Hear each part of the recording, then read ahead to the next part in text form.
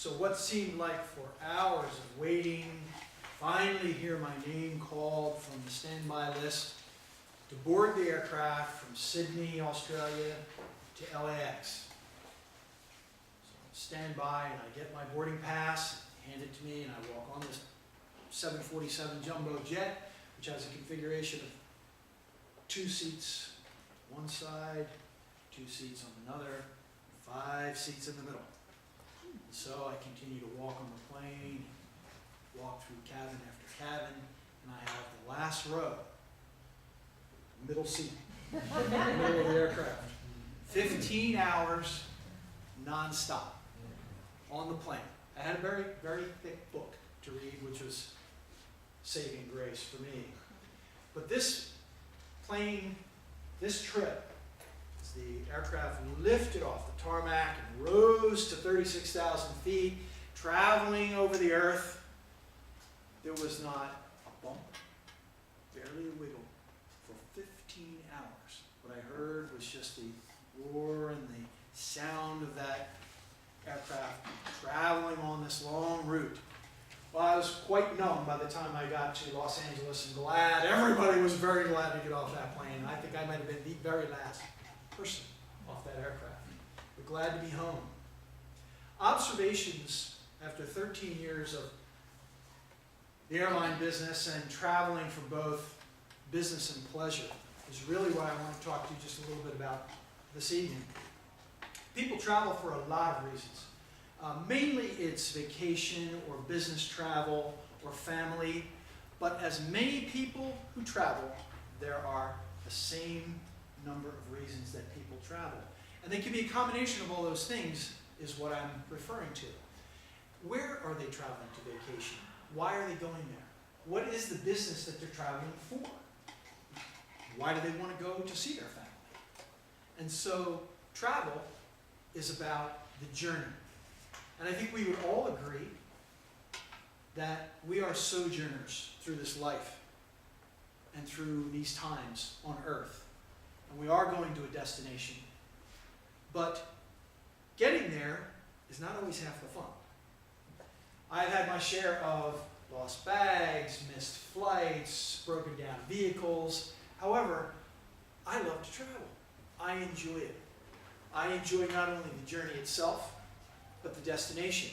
You see, my love of travel began when I was a young boy, really, with my family. We'd go on vacation to the Catskill Mountains, or we'd go to the beach in North Carolina, or we'd go to the Jersey Shore, camping, lots of different things. And by the time I was about 12 or 13 years old, I made the decision to set a goal for myself. I was going to travel around the United States from coast to coast, from New Jersey to California, north and south. I was going to do this. And I began to actually plan my trip. I got maps, I studied. I wanted to know what was on the other side of that picture in National Geographic, or my geography book, or history book in school. What did it look like when you turned around? Who were the people there? What did they say? How did they live? What were the colors? What is it like to experience these places? What would it be like to stand on the Parthenon and look at it and touch the columns? What is it really like to see some of these great national parks that are a heritage of our country?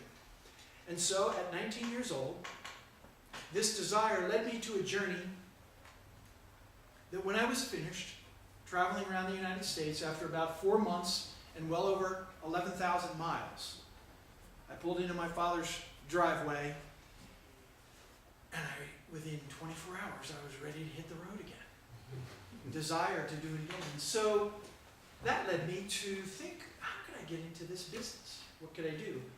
That led me to an opportunity to work for TWA. And so then, with that, I had the opportunity to go to places and see and meet people that I would have never, I only dreamed of. And so what a great experience it was for me. And again, I had my share of issues. While traveling to New Zealand, I had lost my bag, And when I got there, I was alone, and traveling that far, you carry a few things, basics to kind of change or whatever. And so that's all I had. My jacket, I had a cowboy hat, and a few things in a small bag, and I decided I'm by myself, I'm traveling light, I'm hitchhiking. So I started hitchhiking around the country of New Zealand. And that unfortunate experience of them losing my bag for 5 days led me to meet people and see places that I would have never experienced had that not occurred to me.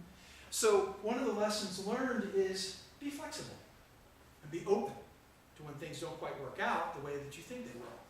I met professional rugby players. I stayed in people's homes that I would have never met. I traveled and hitched a ride on the back of a freight train in a caboose to riding in a Jaguar of a businessman. It was a very exciting time.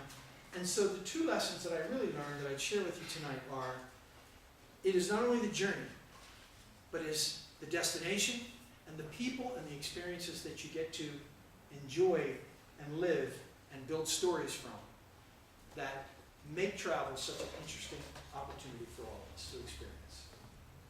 So I would say, the next time your bag is lost, maybe you want to phone it.